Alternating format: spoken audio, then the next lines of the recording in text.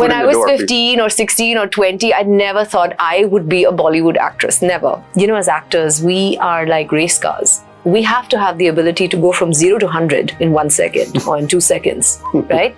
And then wait it out for 10 hours. What you do in that time is important. That's what will define you going forward. So just work on yourself. So when I went to the counselor, I remember she said, well, you can just pick. And I was like, but that's not what I'm able to do. I can't pick. And she's like, you have to. But I didn't pick. There's so much to do. Be a lifelong student, and not just of whatever it is that you are doing.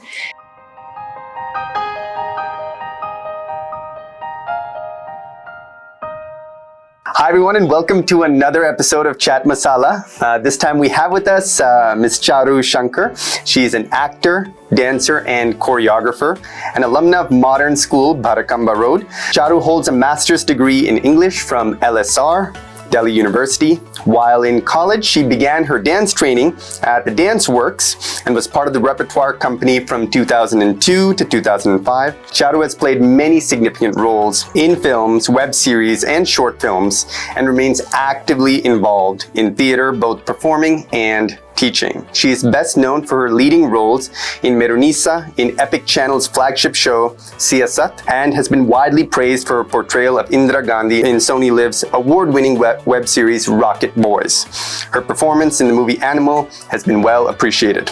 With a passion for women's health and a certification in pre- and postnatal fitness, Charu is now working towards creating a program for holistic care and support for young urban mothers and fathers. She lives in Delhi with her husband, 8-year-old son, and their newly adopted dog. Charu, welcome. Thank you for joining us. Oh, thank you for having me. Lovely. I think there's so many lessons you can share that are so relevant to high school and young people today. If you can start with, how did your journey begin when you were completing high school and getting off into college? What was on your mind? How were you making decisions? Oh my God. I don't think I was making many decisions. I was the most confused teenager, pre-teenager.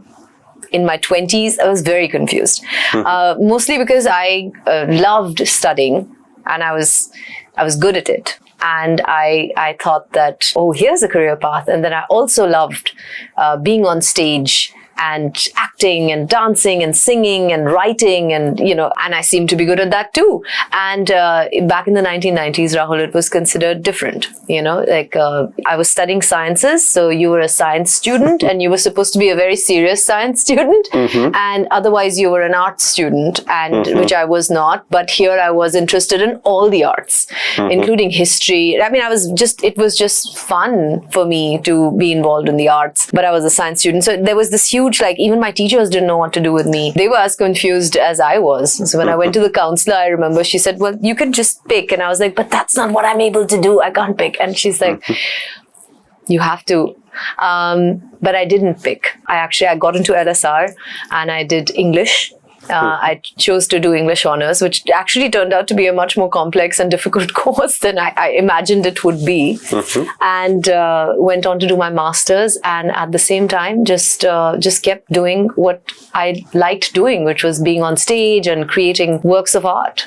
And and then life just sort of took off. But I was very confused. That I must tell you, very confused. Was there a way you kept in touch with science in college and during your master's program? No, not in college. Yeah, when I was doing my master's, NDTV had started its first studio in Delhi. And it was very close to LSR.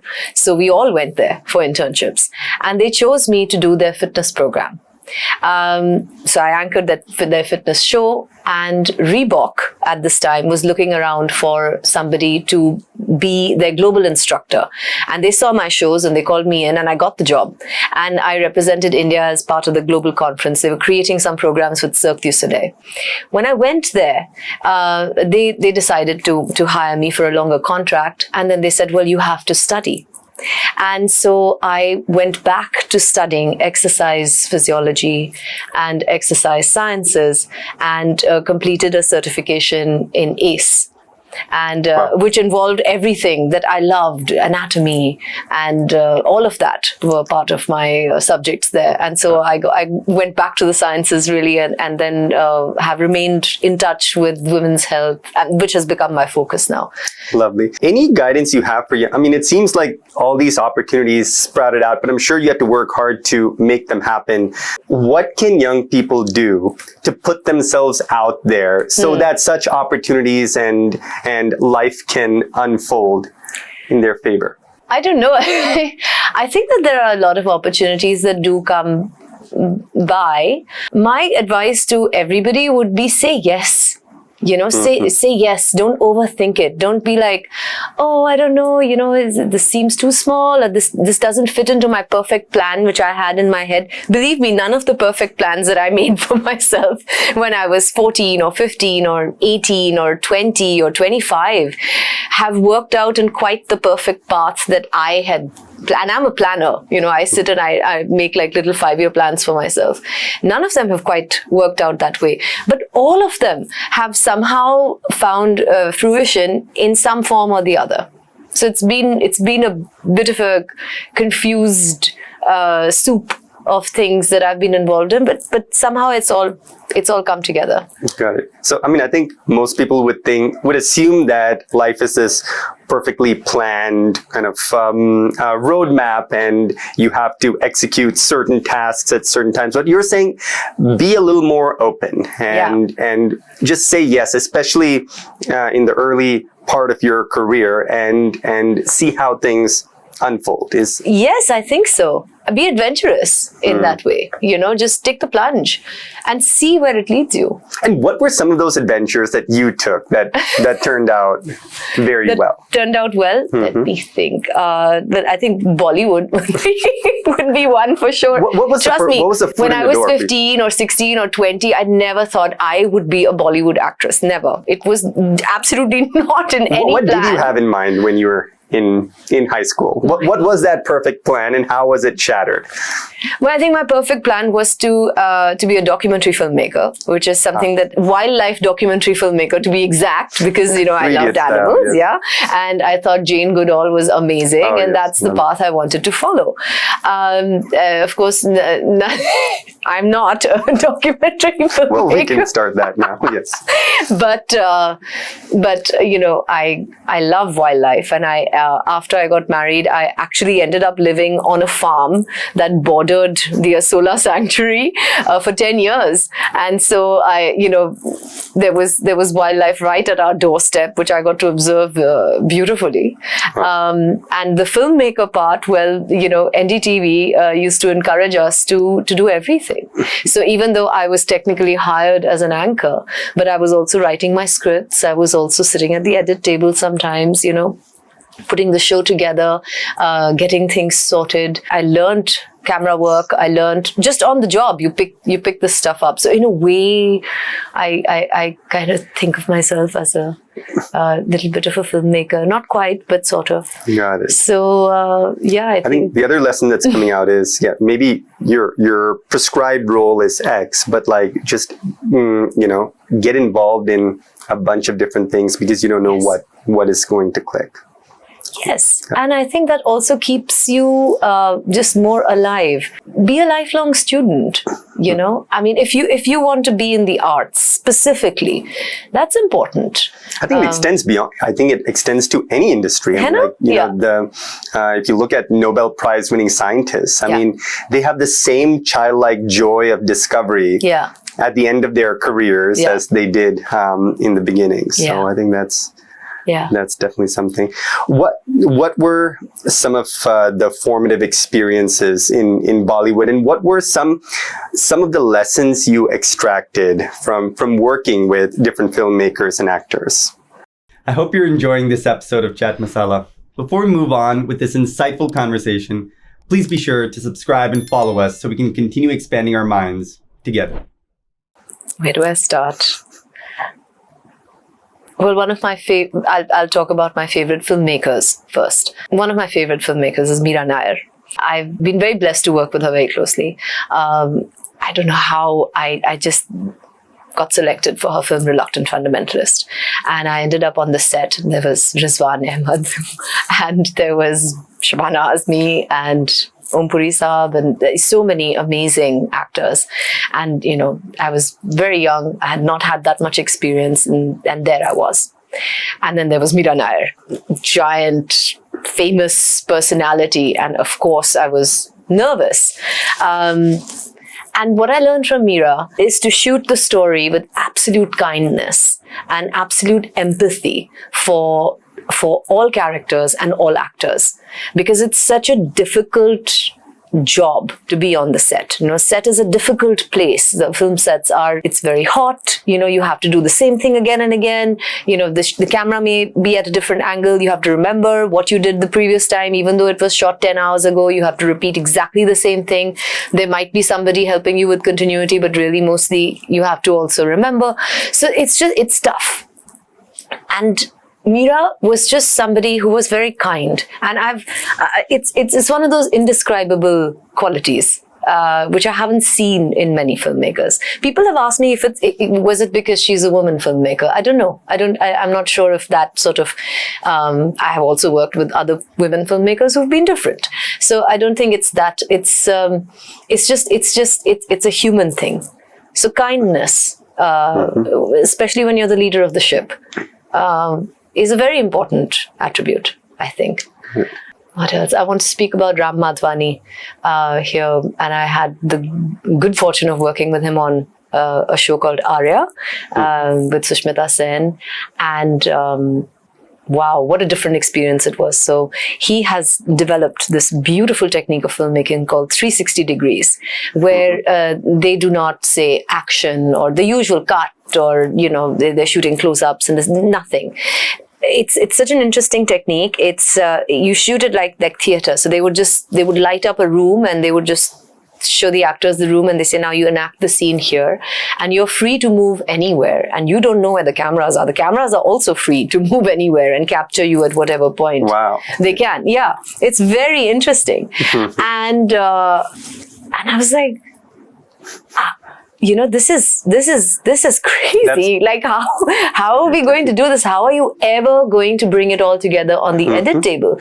And he said, no, but when there is truth, it will come together. And he had such belief in this. And I was absolutely shocked. I have never shot like this. You know, mostly it's a very precise art. When you're in front of the camera, it's a very precise art. So we were all like quite surprised, and Sushmita had already done one season with him, so she was all like, yeah, it works and it's great and don't worry. And I was like, oh my god, kya ho raha?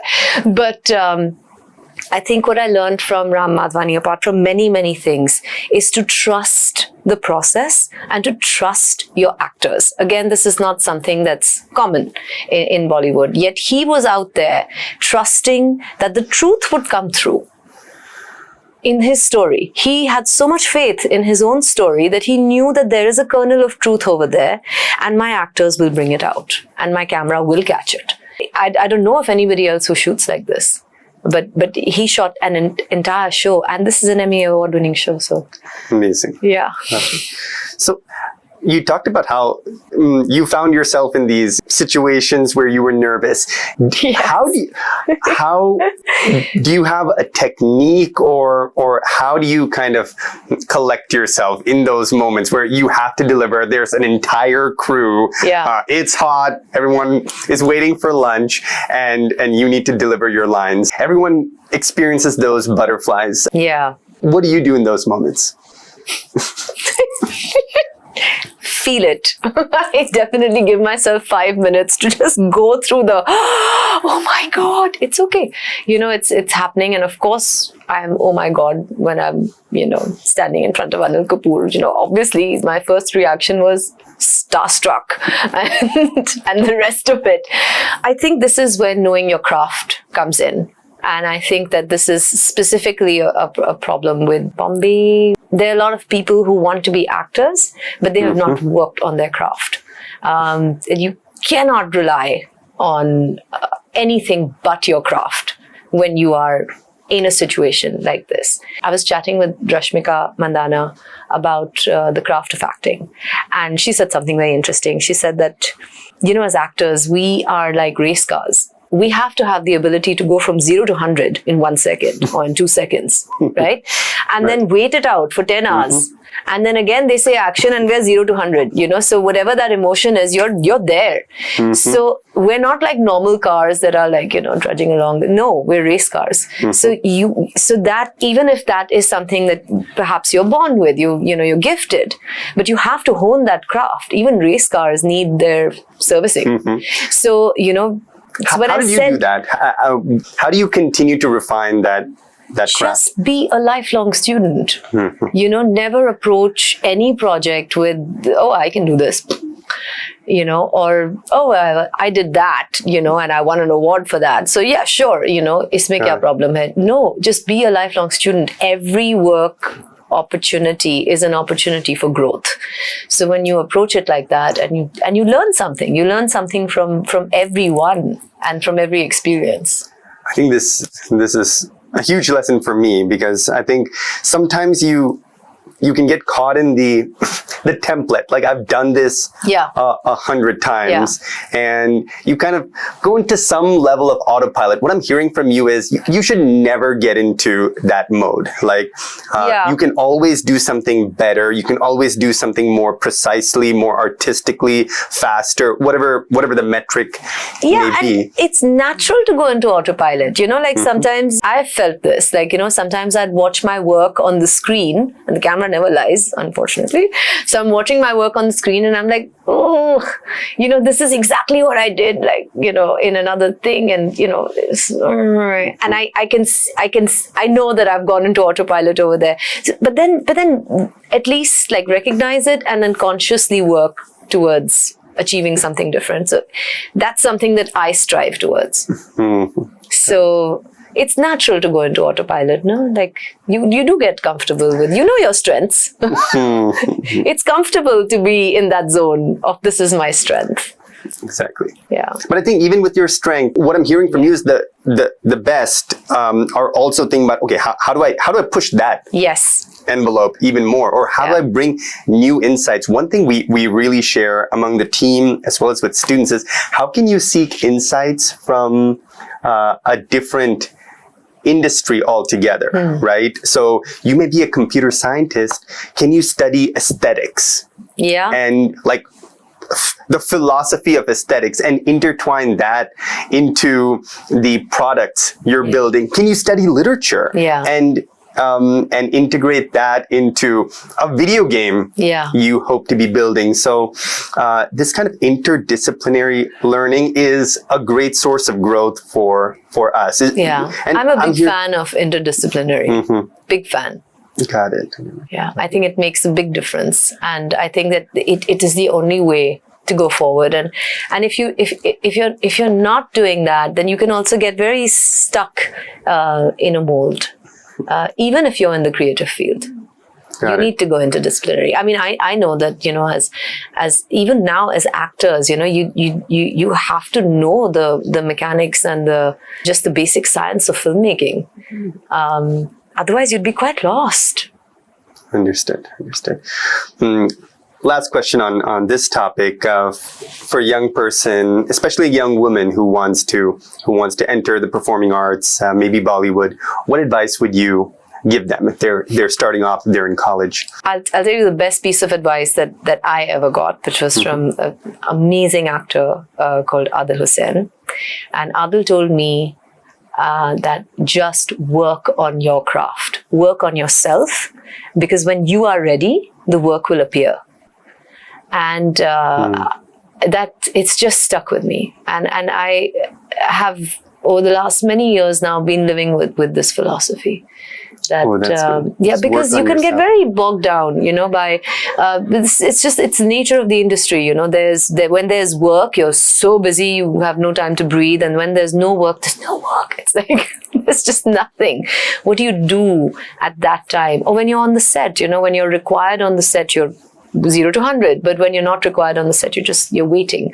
What you do in that time is important. that's what will define you going forward. So just work on yourself. Okay, so those waiting periods don't just sit and wait No. and say, okay, I'm hoping for... Yeah, you don't have to wait for Godot, just go for it. Got it. Okay, I think that's wonderful. I hear a lot of actors actually complain about this, that, oh my God, it's so boring. We're on the set, we're sitting in the vanity, it's been 20 hours and we're still here. God, okay. But yes. So I used to also complain. And then I was doing a show with this beautiful actor, Deepika Amin, who's a wonderful actor. She does a lot of Marathi cinema as well now. And Deepika and I discovered that both of us love to sing. And so we would we were doing a historical show, so we would wear our costume and everything. And then we would go to either her vanity or my vanity, and we would sing for hours. And it became such a great time for me, because I, being a singer, was not getting time for riyaz because I was on the set. But here I am just belting out like our favorite songs. The waiting didn't seem so bad.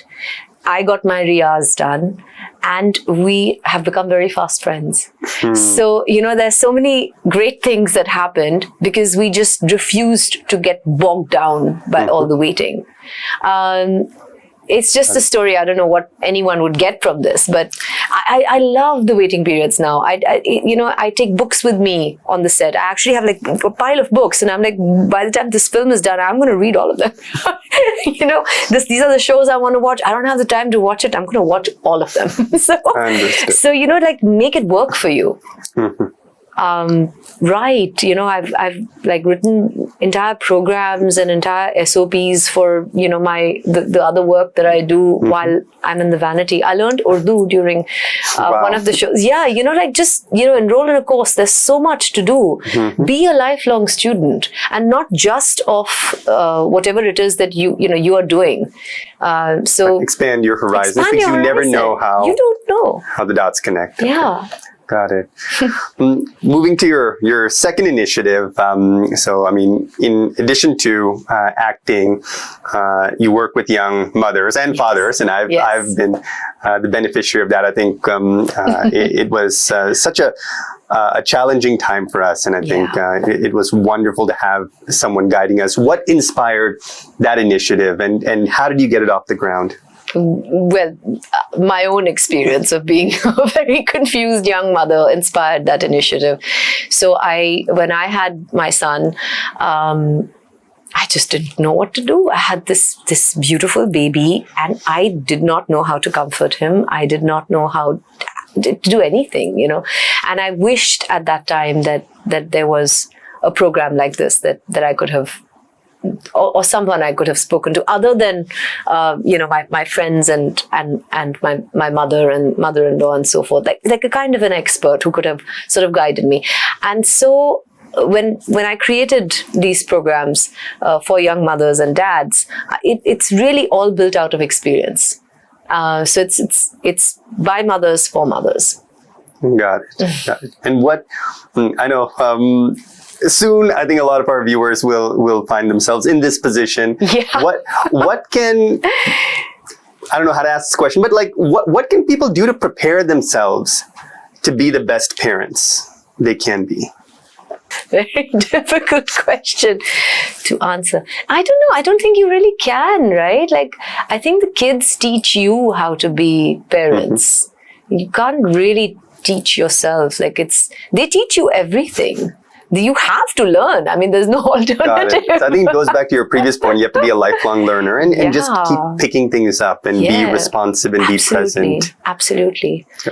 A lot of young people are feeling really overwhelmed, and they're really struggling with psychological and physical well-being, not eating right, sleeping right. I know wellness is something that you advise a lot of young people on. What would be your guidance for a young person who's really feeling lost and stressed and anxious? Are there specific techniques and activities that have really helped you?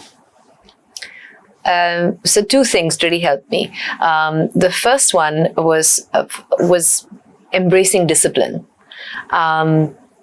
specifically when it came to my dance training, because that's where,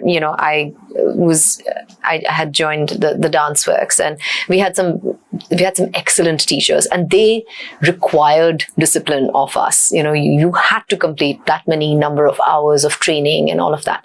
And so that the physical exhaustion of the discipline, and also just having that structure to an otherwise rather unstructured life helped me tremendously. And so I would say that if you are feeling like how I feel very often, even now, that there's a storm of ideas inside my heart, and there's just, you're possessed with ideas, or, you're go. Having discipline in your life, whether it is the discipline of a workout, or the discipline of cooking your breakfast, or the discipline of whatever, writing those morning pages every day, whatever it is that you choose as your discipline, just do it. There is really magic in that kind of repetition. And it can be anything. It can be physical. It can be journaling, meditation. Yes. Got it. That's so interesting, because we don't associate the arts with discipline. We on the contrary. But what you're saying is, and this goes back to your previous point about constantly practicing your craft. Like having that system is what enables the creativity. Yes, it does. And I'm saying this, but not something that I always do. This is finding your discipline and keeping at it is one of the toughest things anybody can do, whether or not they're artists. But I cannot deny that it has its serious advantages. Yeah. And one of the best advantages, just keeping you on track and keeping you sane. Understood. Okay. I think that's great advice for all of us. The second one. Yeah. The second one was finding purpose. Mm-hmm. And it's changed, over the years for me. So what gave me a sense of purpose when I was a teenager is different from what gave me a sense of purpose when I was in my 20s and 30s, is entirely different now that I have my son. What would you say is your purpose, or multiple purposes now? Yeah, I think my life with him has given me tremendous purpose and tremendous focus. Well, one thing I do want to talk about is having a son. What is one thing young Indian men today should keep in mind, right? Like, I think there's been all this talk about masculinity and and what is good, what is not. There are these culture wars. I would love to hear your perspective on that. What values do you instill in Agastya? Well, I think I'm bringing up Agastya hoping to change the world one dude at a time. Like, this is the dude I'm going to be putting out there into the world.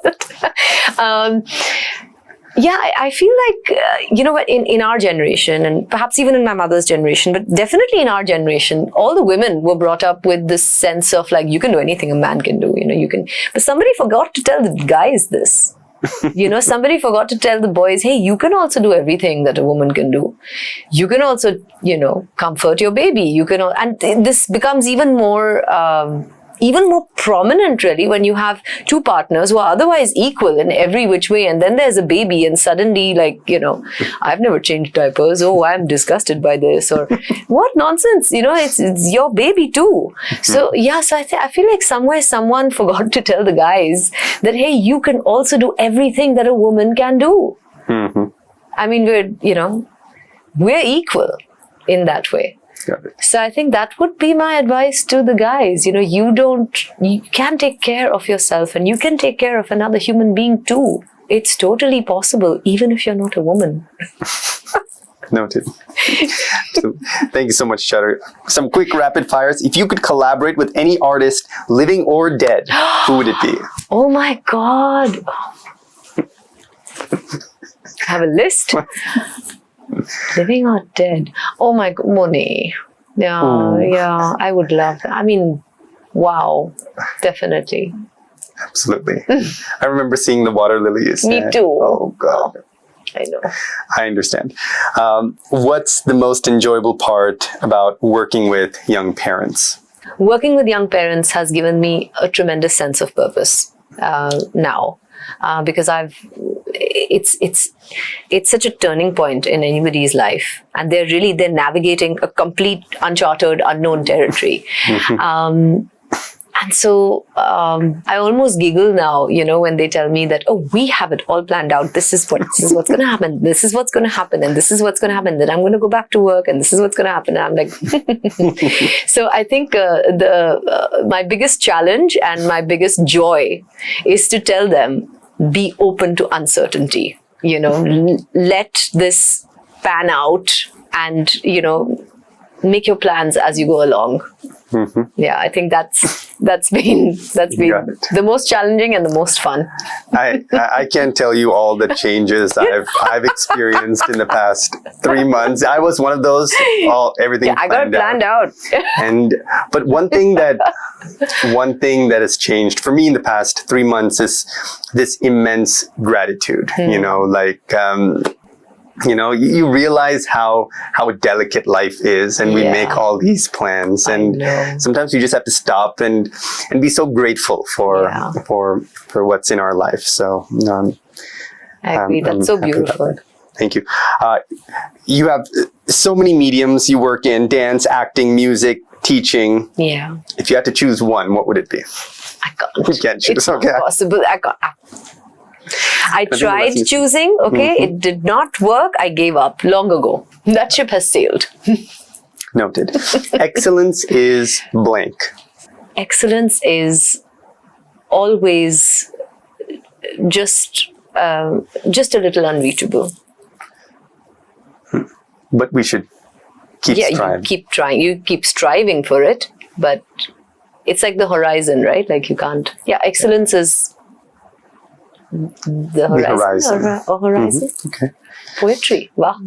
What's one value you hold dear? I think over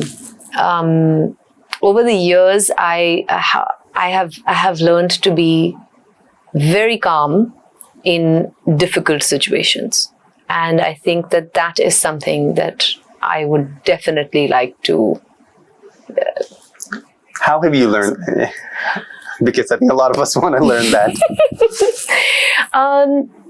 No, when everything around me starts going crazy, then I've learned it's just better to instead of diving into that craziness and flapping around, just step back and become really quiet and listen to my own thoughts.